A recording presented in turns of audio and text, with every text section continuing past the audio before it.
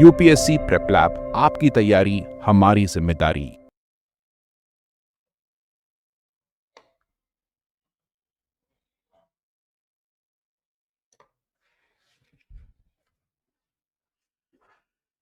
Hello everyone, UPSC prep lab में आप सभी लोगों का स्वागत है। मैं हूं रोहित।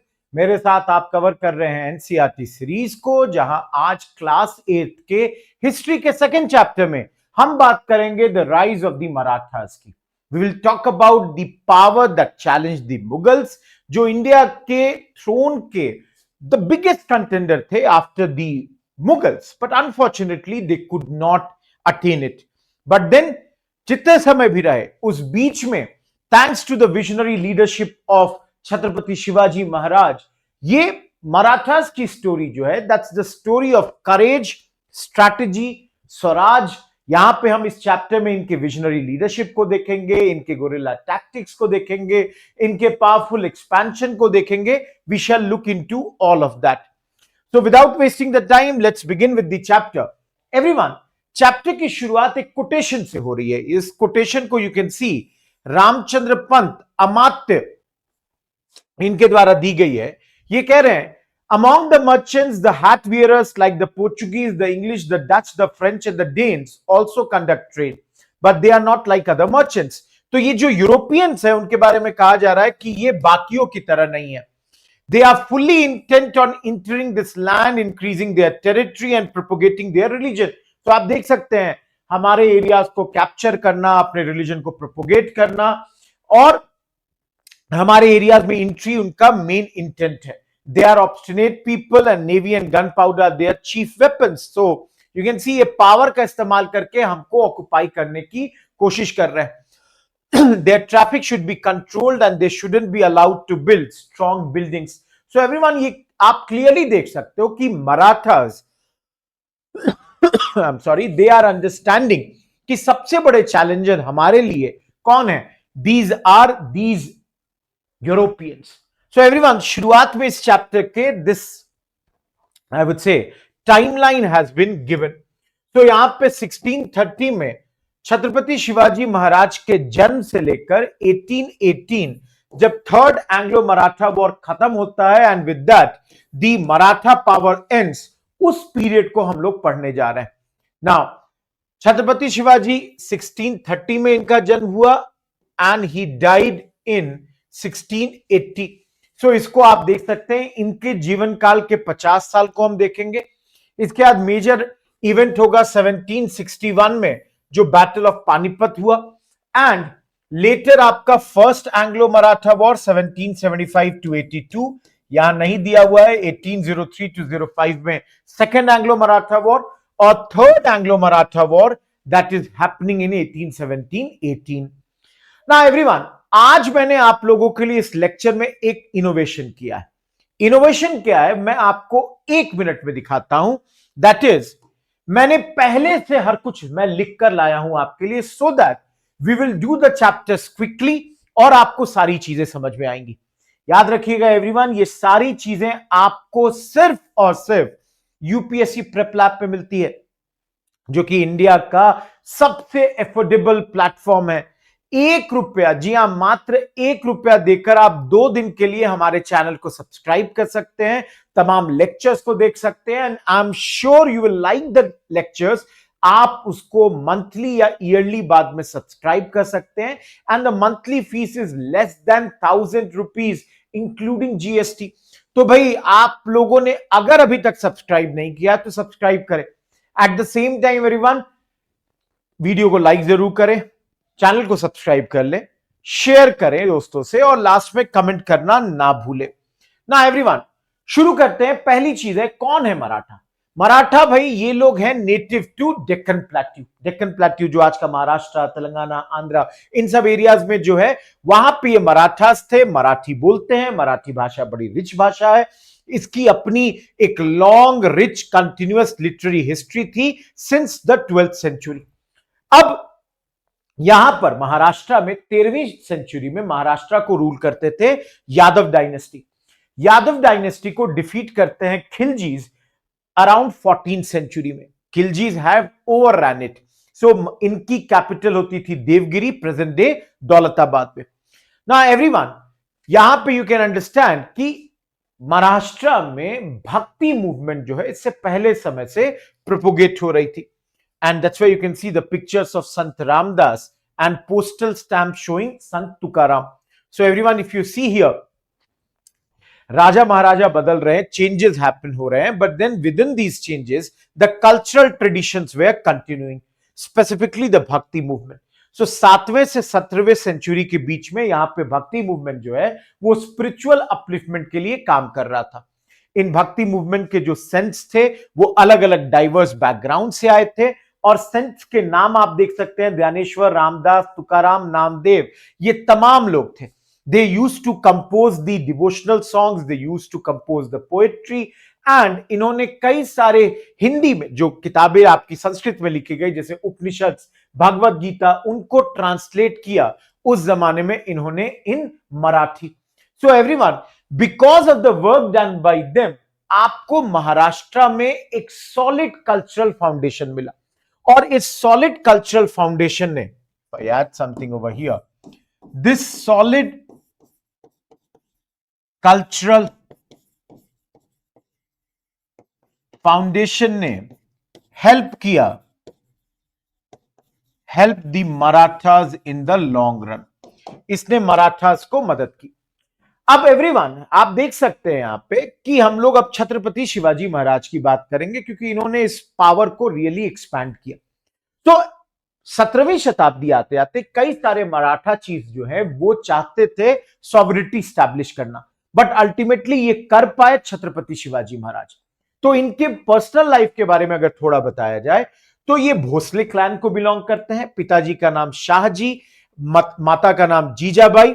शाहजी जो थे वो उस जमाने में डेक्कन सल्तनत में वर्क किया करते थे, और इन दोनों के, शाहजी और जीजाबाई के पुत्र हैं शिवाजी महाराज। ना एवरीवन, इनके एक हाफ ब्रदर हैं इकोजी, जिनके बारे में इस चैप्टर में हम लोग पढ़ेंगे, और छत्रपति शिवाजी महाराज के 2 बेटों के बारे में हम लोग पढ़ेंगे यहाँ पे, संभाजी और राजाराम की वाइफ ताराबाई के बारे में भी हम लोगों को पढ़ना है। अब होता क्या है कि शाहजी जो है वो अपने काम के सिलसिले में अधिकतर समय वो बाहर रहते थे।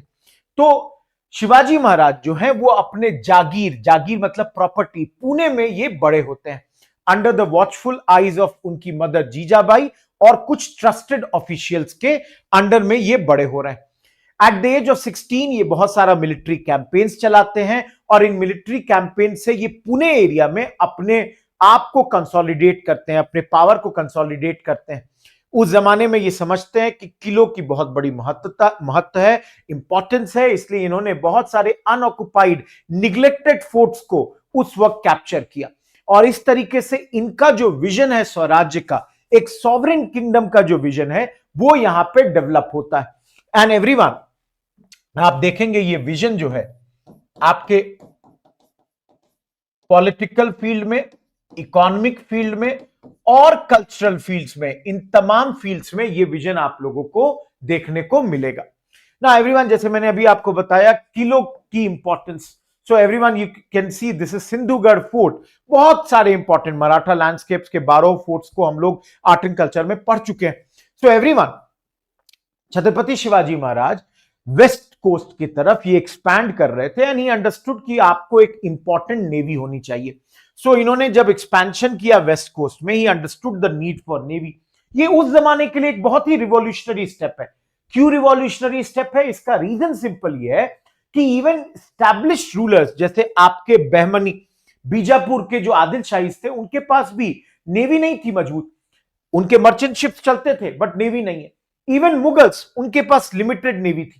तो महाराजा शिवाजी महाराज का यह सोचना कि भाई हमारे पास नेवी होना चाहिए, यह रिवॉल्यूशनरी चीज थी। इसके अलावा इन्होंने गुरिल्ला वॉरफेयर का इस्तेमाल किया। देखिए, अपोजिशन ज्यादा हो सकता है, बड़ा हो सकता है, मजबूत हो सकता है, तो ये छोटी आर्मी से अपोजिशन को सरप्राइज कर देते थे, अपने स्पीड से उनको सरप्राइज दे देते थे। And we'll give you example, इनको लोकल लैंडस्केप का नॉलेज होता था, जिससे ये बड़ी आर्मीज को आराम से उस जमाने में हरा दिया करते थे। Best proponent when it comes to guerrilla warfare, ये बेस्ट प्रोपोनेंट है। तो यहीं पे अफजल खान की स्टोरी सुनाता हूं। गाइस, अफजल खान जो है ये बीजापुर का जनरल था। वेटरन जनरल था। अब बीजापुर इनसे एंग्री है शिवाजी महाराज से, क्योंकि शिवाजी महाराज बड़े सक्सेसफुल हो रहे हैं, तो उन्होंने अफजल खान को भेजा। अब छत्रपति शिवाजी महाराज और उनके एडवाइजर्स ने अफजल खान को कन्विंस किया कि भाई आओ मिलते हैं प्रतापगढ़ फोर्ट के फुट पे, मतलब नीचे में हम लोग इस फोर्ट के मिलेंगे, यहां पे थिक फॉरेस्ट से। यहां पर शिवाजी महाराज ने अफजल खान को मार दिया इस वाघनाक का इस्तेमाल करके। एवरीवन, वाघनाक जो है, दिस इज टाइगर्स क्लॉ, इसका इस्तेमाल करके छत्रपति शिवाजी महाराज ने अफजल खान को मार दिया, और इनकी आर्मी जो माउंटेन्स में छिपी हुई थी वो अफजल खान की आर्मी को यहां हरा देती है। तो क्लोज कॉम्बैट में इस वेपन का इस्तेमाल करके, यू कैन सी एवरीवन, बाघ मतलब टाइगर, ये टाइगर के क्लॉ जैसा लगता है, इसलिए ऐसा नाम पड़ा। अब अफजल खान के बाद अगला जो बड़ा नाम था जिनको ये हराते हैं वो है शाइस्ता खान। शाइस्ता खान मुगलों का नोबलमैन था, वो यहां पर इन पे हमला करता है और अगले 3 साल तक इनके टेरिटरीज पे लगातार हमला कर रहा है। अब एक रात छत्रपति शिवाजी महाराज जो हैं वो इसके कैंप पर हमला कर देते हैं। रात में इस पे हमला होता है, किसी तरह जान बचाकर भागता है, महाराष्ट्र छोड़कर भागता है, बट इसकी उंगलियां ही लॉस्ट। तो आज के जमाने में जिस प्रकार आपके सर्जिकल स्ट्राइक्स होते हैं, वैसा स्ट्राइक छत्रपति शिवाजी महाराज ने किया। रात में अंधेरे में इस आदमी को यहां पे भगा दिया। अब 3 साल इस आदमी ने यहां पर इनके एरियाज को आई वुड से परेशान किया था। तो इस चीज का बदला लेने के लिए छत्रपति शिवाजी इन रिटेलिएशन सूरत पर हमला करते हैं। सूरत मुगलों का बहुत इंपॉर्टेंट टाउन है, पोर्ट टाउन है, रिच टाउन है गुजरात का। उस जमाने में 1 करोड़ रुपया यहां के ट्रेजरी से लेते हैं, जो कि बहुत बड़ा सम है, बट देन ये इंश्योर करते हैं कि रिलीजियस प्लेसेस पे हमला ना हो। इवन पीपल लाइक एक मोहनदास पारिक का नाम लिखा हुआ है आपके बुक में कि एक चैरिटेबल आदमी है, इन पर भी हमला नहीं होता है। कुछ साल बाद ये दोबारा से सूरत पे हमला करते हैं, और इनके इन हमलों के कारण छत्रपति शिवाजी महाराज के बारे में जो नॉलेज है वो आपकी इवन यूरोपियन न्यूज़पेपर्स में पहुंच जाती है। लंदन गैजेट नाम का न्यूज़पेपर इनके बारे में पब्लिश करता है कि भाई ये जो है सारे यूरोपियन डिप्लोमेटिक एजेंट्स जो सूरत में उन सब से डिमांड कर रहे हैं मनी, एंड अगर नहीं दीजिएगा then he will come back and ruin the city. So इनका खौफ, इनकी प्रसिद्धि आप देख सकते हैं कहां तक पहुंच रही है ना। एवरीवन, आप सब समझ सकते हैं कि सूरत जो है, जो मैंने कहा, ये मुगलों का टाउन है, और ये मुगलों के टाउन पर हमला मतलब मुगलों के साख पर बट्टा। सो औरंगजेब जो है उस जमाने में जय सिंह, एक राजपूत जनरल को यहां पे भेजते हैं। He is a Rajput general, और जय सिंह यहां पर छत्रपति शिवाजी महाराज को हराते हैं नियर पुरंदर फोर्ट। तो पुरंदर फोर्ट पे यहां पर छत्रपति शिवाजी महाराज की हार होती है, और उनको एक ट्रीटी करना पड़ता है। अंडर दिस ट्रीटी उनको अपने किंगडम का एक साइजेबल हिस्सा मुगलों को सौंपना पड़ता है, प्लस उनके बेटे संभाजी को अब मुगलों के सर्विस में एंट्री करनी होगी। एट द सेम टाइम जय सिंह के परसुएट करने पर वो आगरा जाते हैं, आगरा जहां पे मुगलों का कोर्ट है इस वक्त। बट अनफॉर्चुनेटली यहां क्या होता है, एज यू ऑल नो, कि छत्रपति शिवाजी महाराज को यहां पे इस कोर्ट में औरंगजेब के सामने खड़ा कर दिया गया, और एक मुगल जनरल जिनको उन्होंने पहले हरा रखा है उसके सामने यहां पे खड़ा कर दिया गया। सो एवरीवन, ये जो है at this moment, this is a big insult. ये किसका इंसल्ट है? This is an insult of Chhatrapati Shivaji Maharaj. तो वो क्या करते हैं, वो इस कोर्ट से निकल जाते हैं। He moves out of this court, इस हाउस अरेस्ट से वो निकल जाते हैं। ही स्टॉर्म्स आउट ऑफ दिस दरबार। ऐसे में क्या होता है कि औरंगजेब इनको अरेस्ट करके हाउस अरेस्ट में डाल देता है। नाउ व्हाट हैपेंस इज कि छत्रपति शिवाजी महाराज इस हाउस अरेस्ट से निकलने के लिए एक स्ट्रैटेजी बनाते हैं। वो डेली गिफ्ट देना शुरू करते हैं होली मैन को, मुगल के जनरल्स को। धीरे धीरे इन गिफ्ट्स में आपके फ्रूट्स होता था, मिठाइयां होती थी, और बड़े बड़े बास्केट्स में इनको रखा जाता था। अब होता क्या है कि गार्ड शुरू में चेक करते थे, धीरे धीरे कॉम्प्लेसेंट होने लगे, उन्होंने चेक करना बंद कर दिया। एक दिन क्या होता है कि शिवाजी महाराज जो हैं और उनके बेटे संभाजी इन बास्केट्स में बैठकर यहां से निकल गए। So this way everyone, what has happened is कि वो यहां से एस्केप कर जाते हैं, और दोबारा कभी Aurangzeb Aurangzeb could never arrest him again. Aurangzeb never arrested him again. तो इस चीज को आप लोग याद रखेंगे। मूविंग अहेड एवरीवन, यहां पे आप देख सकते हैं इनके वापस आने के बाद 1674 में दिस कोरोनेशन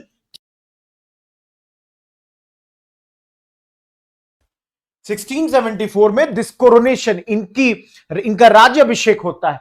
तो रायगढ़ में फुल वैदिक राइट्स में इनका यहां पर कोरोनेशन होता है और इन्होंने टाइटल जो लिया है वो है Shri Raja Shiva Chhatrapati. So everyone, like any other big ruler, इन्होंने अपना own era, he started his own era, Rajyabhishek Shaka. अब इसके बाद छत्रपति शिवाजी महाराज जो है वो साउथ इंडिया के कंकस्ट की ओर मूव करते हैं and this is referred as Dakshin Digvijay. तो दक्षिण साउथ यहां पे जीतने के लिए ये जा रहे हैं बिकॉज इन दोज डेज ये जो साउथ का नदन तमिलनाडु और पार्ट्स ऑफ कर्नाटका का एरिया है, these are ill defended region. Unfortunately Shivaji Maharaj की 50 साल की आयु में 1680 में फीवर के कारण मौत हो जाती है। बट देन इस वक्त जो साउथ में इनका एक्सटेंशन हुआ उससे मराठाओं को डेप्थ मिला against the Mughal invasions. So everyone, you can see मराठाओं के एरियाज को, this is the area south में about which we are talking. Apart from this, Chhatrapati Shivaji Maharaj ने डच लोगों को कहा कि भाई आप स्लेव ट्रेड बंद करेंगे, क्योंकि ये यूरोपियंस जो हैं ये उस दौर में, एवरीवन यू कैन सी यहां पर साउथ में इन्होंने फॉरबिड किया डच को from the trading slaves, because ये क्या करते थे, यूरोपियंस हमारे लोगों को कैप्चर करते थे और उनको बेच दिया करते थे मार्केट में। बट देन इससे पहले किसी भी आदमी ने उनको इस तरह से या रूलर ने कभी नहीं मना किया और छत्रपति शिवाजी महाराज ने इंटरवीन किया। This shows clearly his I would से concern for the Indian people. So overall everyone, अगर छत्रपति शिवाजी महाराज की बात करें तो मास्टर स्ट्रैटेजिस्ट हैं, ट्रू विजनरी हैं। यूरोपियंस उनका कंपैरिजन अलेक्जेंडर से करते हैं और बुंदेला प्रिंस जो छत्रसाल हैं वो इनसे इतने ज्यादा इंस्पायर हुए कि इन्होंने अपना इंडिपेंडेंट किंगडम बनाया बुंदेलखंड में, जो आज के यूपी और एमपी के एरियाज में। सिमिलरली एक हिंदी पोएट है भूषण, जो उस वक्त महाराष्ट्र गए और इनके प्रेज में इन्होंने बहुत सारी पोएम्स लिखी जो आज भी फेमस है। ना एवरीवन, छत्रपति शिवाजी महाराज के बाद उनके बेटे संभाजी महाराज जो हैं वो अगले छत्रपति बनते हैं। अब eight this moment everyone, Maratha जो है ये एकमात्र आई वुड से ऑब्स्टेकल है मुगलों के लिए। तो औरंगजेब जो है वो डेक्कन पे हमला करता है, इन्वेड करता है, बीजापुर के आदिल शाही किंगडम को हराता है, गोलकंडा के कुतुब शाही को हराता है, इन दोनों को वो एनेक्स करता है and then I would write, he conquered both of them. Aurangzeb conquered them. Then he captured Shambhaji Maharaj, उनको टॉर्चर करता है and he was executed. इसके बाद रायगढ़ जो इनकी कैपिटल थी उसको भी मुगल अभी के लिए जीत जाते हैं। So everyone, संभाजी के मरने के बाद उनके छोटे भाई राजा राम जो हैं वो नए छत्रपति बनते हैं, but at this moment because of the Mughals he fled to Gingee. Gingee जो है मॉडर्न डे तमिलनाडु में है। सो एवरीवन, यहां पर अब मराठा और मुगलों का कॉन्फ्लिक्ट जो है वो साउथ इंडिया की ओर मूव कर जाता है। मराठा अपने एरियाज को स्टॉन्चली डिफेंड करते हैं, मुगलों को जीतने नहीं देते हैं and till the time Aurangzeb was alive वो अब डेक्कन में फंस कर रह गया। Ultimately he died in 1707 but he could not gain this area, he could not win over this area. Apart from this everyone, यहां पर राजा राम जी के मरने के बाद उनकी वाइफ, राजा राम मर गए थे 1700 में, राजा Ram his death happened in 1700 और उनके बाद ताराबाई जो उनकी वाइफ है, शी वेंट ऑन ऑफेंसिव और वो बहुत सारे एरियाज को उन्होंने कैप्चर किया। एवरीवन, टू आउटस्टैंडिंग महिलाओं में इस चैप्टर में ताराबाई और अहिल्याबाई होलकर की बात होगी, so we will study about her later on. ना एवरीवन, छत्रपति शिवाजी महाराज के बाद यहां मराठा एम्पायर में बहुत सारे स्ट्रक्चरल ट्रांसफॉर्मेशन हुए। ट्रांसफॉर्मेशन में बेसिकली क्या हुआ कि जब शिवाजी महाराज थे तो ये सेंट्रलाइज्ड एडमिनिस्ट्रेशन होता था, बट अब ये डिसेंट्रलाइज होने लगा। पेशवा जो कि पर्शियन टर्म है फॉर प्राइम मिनिस्टर, वो बहुत ज्यादा स्ट्रांग होने लगे, बहुत इंफ्लुएंशियल हो गए। और आगे चलकर चैप्टर में बालाजी विश्वनाथ की बात नहीं कही गई है, बट यहां पे नाम लिया गया है बालाजी विश्वनाथ के बेटे बाजीराव वन और उनके बेटे बालाजी बाजीराव, जिनका दूसरा नाम है Nana Saheb, I am sorry, Nana Saheb Peshwa. तो ये दोनों लोग जो हैं ये ऑल इंडिया एक्सपेंशन करते हैं इस वक्त। ये मराठा आपके नॉर्थ इंडिया में लाहौर, अटक, पेशावर, इन सब एरियाज तक पहुंच जाते हैं। अनफॉर्चुनेटली 1761 पानीपत में इनकी हार होती है, अहमद शाह अब्दाली इनको हरा देते हैं, बट देन मराठाज अपनी ग्लोरी को दोबारा रीगेन करते हैं अंडर द पेशवा माधवराव पेशवा, जो कि 1761 टू 72 के बीच रूल कर रहे हैं, उनके अंडर में ये लोग वापस से रिकवरी करते हैं। सो एवरीवन, यहां पर यू कैन सी ये जो आपके नाना साहब पेशवा थे, उनके टाइम पे क्या हुआ कि रीजनल चीफ्स जो हैं वो ज्यादा ऑटोनोमस होने लगे, ज्यादा पावरफुल होने लगे, इसलिए कभी कभार इनडिसिप्लिन और एब्यूज देखने को मिला। जैसे उनका जो 10 ईयर का कैंपेन चला इन बंगाल, उसमें लोगों पर बहुत ज्यादा जुल्म ढाया गया था इनके द्वारा। So that was unfortunate. Apart from this everyone, आप देख सकते हैं एक इनके कमांडर है सिंधियाज में, जिनका नाम महादजी सिंधिया या महादजी सिंधे है। इन्होंने दिल्ली को कैप्चर किया था इन 1771। इसके अलावा 3 एंग्लो मराठा वॉर्स हुए 1775 टू 1818। मराठास के अंदर बहुत ज्यादा डिसयूनिटी होने के कारण उनके मुकाबले ब्रिटिशर्स का बेहतर होना, ऑर्गेनाइजेशनल एंड टेक्नोलॉजिकल एबिलिटीज अंग्रेजों की बेहतर थी, इसलिए Britishers were able to end the Maratha power. But then everyone, British ने इंडिया को मराठा से जीता रादर देन द मुगल्स और एनी अदर पावर। इस बात को आप कंसिडरेशन में रख सकते हैं। एवरीवन, यहां पे नहीं पढ़ाया गया है, but then I can tell you कि बाद में अंग्रेजों के खिलाफ इवन मैसूर और निजाम के साथ अलायंस बनाया गया था by a leader known as Nana Phadnavis and Mahadji Shinde. Mahadji Shinde और नाना फडणवीस ने ये किया था उस जमाने में। Now let's move towards Maratha administration, जिसकी शुरुआत हम सिविलियन एडमिनिस्ट्रेशन से करेंगे। जैसे मैंने पहले ही कहा, छत्रपति शिवाजी महाराज के वक्त सेंट्रलाइज्ड एडमिनिस्ट्रेशन रहता था। उन्होंने एबॉलिश किया सारे हेरिडिटरी पोस्ट को, लैंड असाइनमेंट देना बंद किया। उन्होंने सैलरी देनी शुरू की जो कि गवर्नमेंट ऑफिशियल्स को दी जाती थी फ्रॉम द स्टेट ट्रेजरी। बाद में ऑफिशियल्स को रेगुलरली ट्रांसफर करते थे सो दैट वो कभी भी राजा के प्रति डिक्टेट टर्म्स ना कर पाए। उन्होंने पेंशन दिया विडोज को ऑफ दो सोल्जर्स जो कि बैटल में जिनका डेथ हो गया, and even offered military positions to their sons. आप देख सकते हैं एवरीवन, छत्रपति शिवाजी के ये कॉइन्स को उन्होंने गोल्ड और कॉपर के कॉइन्स निकलवाए। ये उनके नेम में निकले, in his name, which clearly shows sovereignty. इसके अलावा यहां पर देवनागरी स्क्रिप्ट का इस्तेमाल किया गया जो कि उनके कल्चरल आइडेंटिटी का पार्ट हुआ। सो एवरीवन, छत्रपति शिवाजी महाराज ने अपने अफसर्स को स्ट्रिक्ट हिदायत दे रखी थी। यू कैन सी हियर, इन्होंने कहा था कि आप एक घास का तिनका भी फोर्सफुली नहीं ले सकते। अपने लेटर इन्होंने अपने अफसर्स को लिखा था, wood from big trees like teak is required for the navy, if needed secure permission for cutting the trees from the forest and then proceed. मतलब पहले परमिशन मांगिए तब आगे बढ़िए, ठीक है।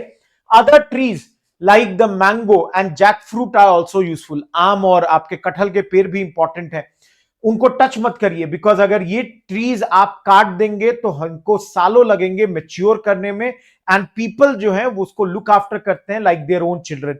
अगर आप उनको कट करेंगे उनका सौरव नहीं खत्म होगा। If you accomplish something by oppressing others, it perishes soon along with the oppressor। अगर आप ज्यादती करके कुछ लीजिएगा तो भाई वो खत्म तो होना ही है, और ज्यादती करने वाला भी बहुत जल्दी खत्म होगा। So there is harm in the absence of such trees as well. भाई लॉजिकली इन्वायरमेंटली भी हार्म होता है, सो इन्होंने कहा कि फोर्स किसी भी सर्कमस्टांस में नहीं यूज करें।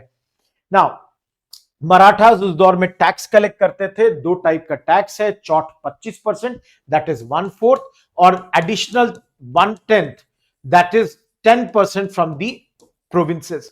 सो एवरीवन, ये सरदेशमुखी उन एरिया से कलेक्ट की जाती थी, जैसे डेक्कन हो गया, नॉर्थ इंडिया हो गया, जो डायरेक्टली उनके अंडर में नहीं थी।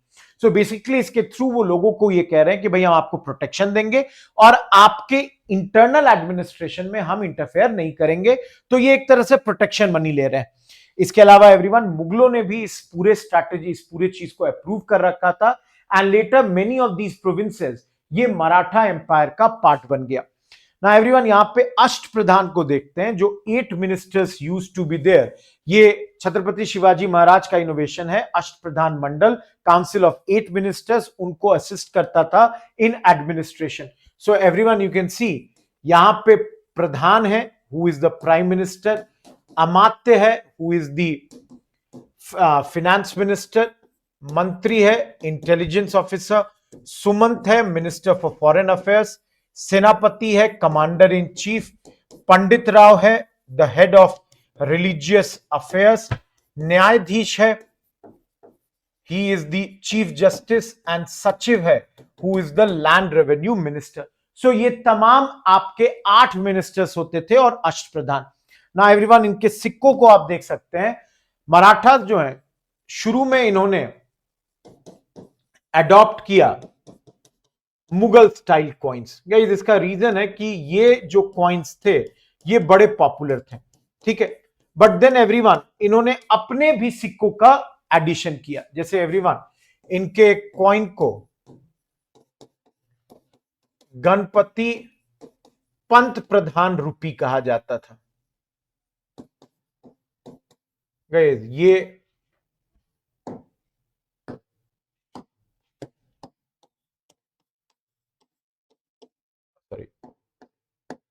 पटवर्धनों के द्वारा इशूड होती थी।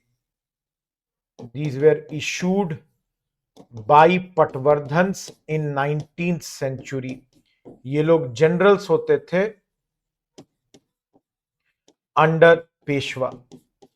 ना एवरीवन, इन कॉइन्स में 2 स्क्रिप्ट लिखा जाता था, देवनागरी और पर्शियन। ना एवरीवन, आप देख सकते हैं, चूंकि नाम गणपति पटवर्धन रूपी है, तो कॉइन के एक साइड पे गणपति, दैट इज गणेश, और दूसरे साइड पे loyalty to Peshwa. Getting my point? Often referred to as Pant Pradhan यहां पर इन मराठी। तो ये इन सिक्कों पे आपका लिखा होता था।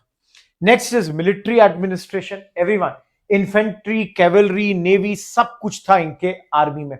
अब इनके कैवलरी में 2 टाइप के सोल्जर्स होते थे, एक है बर्गिर्स, दूसरे हैं श्रीलदार्स।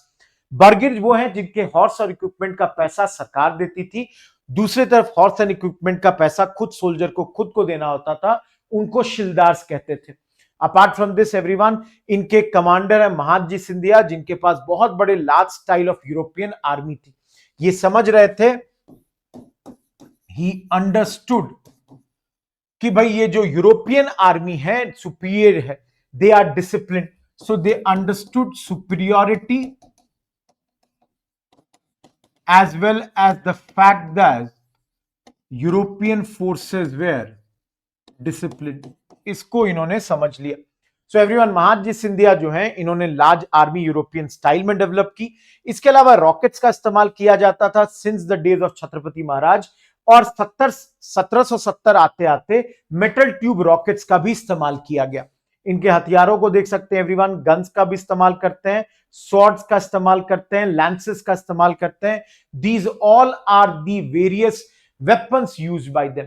तो एवरीवन, अगेन रामचंद्र आपके पंत, जो रामचंद्र पंत अमात्य, जो कि आपके मिनिस्टर हुआ करते थे, फिनेंस मिनिस्टर छत्रपति शिवाजी, वो अपनी किताब अदन्य पत्र, जो शुरू में हमने देखा रॉयल एडिक्ट में कहते हैं, forts are the core of the state. भाई किले वो कोर है स्टेट के, उनके एब्सेंस में लैंड डिवास्टेट हो जाता है अगर इन्वेजन हो जाए।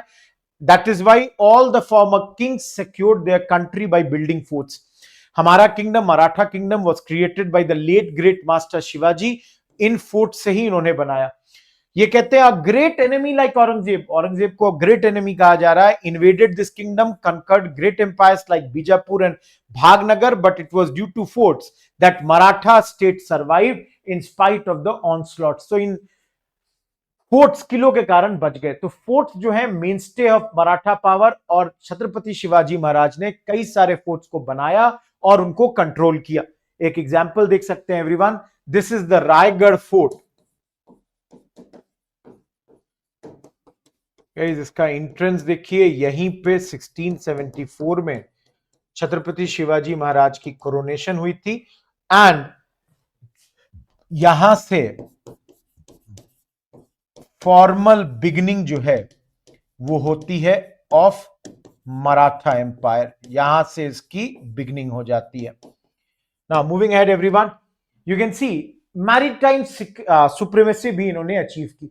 तो छत्रपति शिवाजी महाराज ने, हमने पहले ही कहा, इन्होंने नेवी बिल्ड की ना एवरीवन। इनके नेवी में इनके साथ 18वीं सेंचुरी में आगे चलकर मराठास के साथ थे कान्होजी अग्रे। इन्होंने गाइड किया मराठास को टू मेनी नेवल विक्ट्रीज। इतना ज्यादा इन्होंने टेरराइज किया उस वक्त यूरोपियंस को कि यूरोपियंस जो हैं इनको दे लेबल्ड एज अ पायरेट, इनको समुद्री लुटेरा उन्होंने कह दिया था। जबकि सच्चाई है कि एवरीवन, इन सारे विक्ट्रीज में कई बार क्या होता था, मराठा शिप्स टेक्नोलॉजिकली उतनी एडवांस नहीं थी। In spite of the fact that Maratha ships were technologically not that advanced, ये उतने एडवांस्ड नहीं थे, फिर भी यहां पर इन पर हम लोग जीत रहे थे। तो एवरीवन, मराठा शिप्स जो अटैक कर रहे हैं इंग्लिश शिप्स को, उसका एक पिक्चर है। गाइस, एक स्टोरी यहां दी गई है कि छत्रपति शिवाजी महाराज के फ्लीट के 4 शिप जो है उस वक्त मस्कट पहुंचे। मस्कट ओमान का कैपिटल है ना। इसके रूलर ने इनको कैप्चर कर लिया और लोगों को अरेस्ट कर लिया ना। गाइस, रूलर जो है वो ही वाज प्रिपेयरिंग कि वो अटैक करेगा, then he drop this idea because उसको पता चला कि छत्रपति शिवाजी महाराज के पास 100 ऑफ सच शिप्स हैं। तो इसने इस आइडिया को ड्रॉप कर दिया। लेटर एवरीवन, जुडिशियल सिस्टम की बात करें, बहुत ही वेल एफिशिएंट सिस्टम यहां छत्रपति शिवाजी महाराज ने बनाया। कैपिटल पनिशमेंट, मतलब जैसे फांसी एंड ऑल बड़े मॉडरेशन में दी जाती थी। डेथ पेनल्टी जो है ये बहुत कम दिया जाता था। पंचायत होते थे, पंचायत का मतलब है local gathering of officials. Guys, ये गवर्नमेंटल बॉडी होती थी, ठीक है। और यहां पे प्रोमिनेंट जो आपके मेन है वो लोग आते थे and they would deliver justice. आपको अगर अपील करना है तो आप डायरेक्टली मराठा चीफ को करिए, अगर आपको हैप्पी नहीं है आप विद दी जजमेंट। इसके अलावा इंपॉर्टेंट टाउन्स लाइक पुणे और इंदौर में आपने क्रिएट किए कोतवाल या पुलिस, इनका काम ही था लॉ एंड ऑर्डर मेंटेन करना।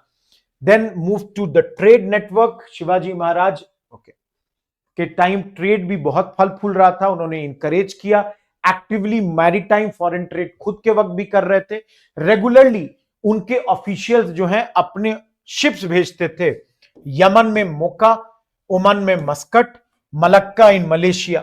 एंड ये शिप्स जो है they use to trade in gold and textile, gold और टेक्सटाइल में ट्रेडिंग होती थी। रोड्स बनवाए गए, ब्रिजेस बनवाए गए, और उड़ीसा में network of ferries 18th century में एवरीवन, उड़ीसा में नेटवर्क ऑफ फेरीज बनाया गया ताकि रिवरीन नदियों के द्वारा ट्रांसपोर्ट हो सके। Apart from this everyone, Chhatrapati Shivaji Maharaj के सील को देखिए, ये छत्रपति शिवाजी महाराज के विजन, स्वराज का जो विजन है वो दिखाता है। सील आप देख सकते हैं संस्कृत भाषा में लिखी हुई है। सील के ऊपर लिखा हुआ है everyone, this seal that is authority of Chhatrapati Shivaji the son of Shahji, waxing like the new moon, revered by the world, reigns for the welfare of the people. So everyone, ये आपके पहले के पर्शियन सील से बहुत ज्यादा अलग है। Apart from this everyone, Chhatrapati Shivaji Maharaj जो है एक treaties commissioned a treaties, he commissioned a treatise that's known as राज्य व्यवहार कोश।